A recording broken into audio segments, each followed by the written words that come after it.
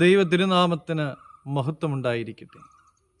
ഏവർക്കും ഹെർമിറ്റ്സ് ടോക്സിൻ്റെ 699 ഭാഗത്തിലേക്ക് സ്വാഗതം. ഇന്നത്തെ പ്രഭാത ചിന്തയ്ക്കായി തിരഞ്ഞെടുത്തിരിക്കുന്ന വേദഭാഗം 41 സങ്കീർത്തനം 1 തിരുവചനമാണ്. എളിയവനെ ആദരിക്കുന്നവൻ ഭാഗ്യവാൻ.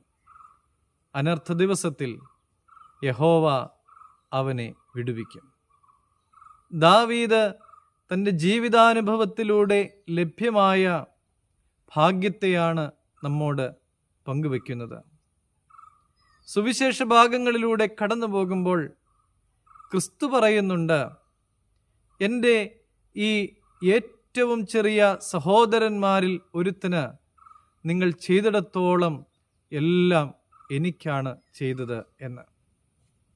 ഈ 2 ഭാഗത്തും എളിയവരോട് കാണിക്കേണ്ട മാന്യതയും അതിലൂടെ നമുക്ക് ലഭിക്കുന്നതായ നന്മകളെക്കുറിച്ചുമാണ് പറയുന്നത്.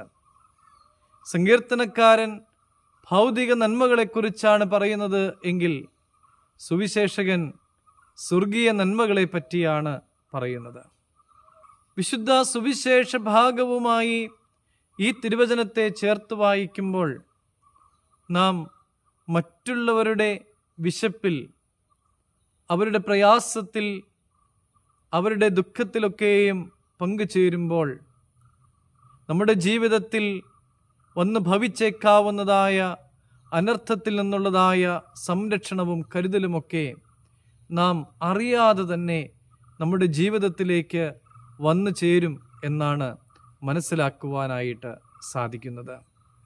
പ്രിയമുള്ളവരെ, തനിക്കെതിരെ റോഡിലൂടെ കടന്നു വന്ന കുഷ്ഠരോഗിയെ കെട്ടിപ്പിടിച്ചുകൊണ്ട് ഈ മനുഷ്യനിൽ ഞാൻ ക്രിസ്തുവിനെ കാണുന്നു എന്ന് പറഞ്ഞ ഫ്രാൻസിസ് അസീസിയെക്കുറിച്ച് നമ്മൾ കേട്ടിട്ടുണ്ട്.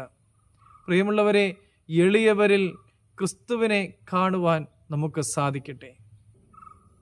മറ്റൊരാളുടെ ജീവിതത്തിൻ്റെ പ്രയാസഘട്ടത്തിൽ ഒരു സഹായമാകുവാൻ, ഒരാശ്വാസമാകുവാൻ, സാന്ത്വനമാകുവാനായിട്ട് നമുക്ക് സാധിക്കുന്നു എങ്കിൽ ഭൗതിക സ്വർഗീയ നന്മകൾ അനുഭവിക്കുവാൻ തക്കവണ്ണം ദൈവം നമ്മളെ പ്രാപ്തരാക്കും. ദൈവം അനുഗ്രഹിക്കട്ടെ.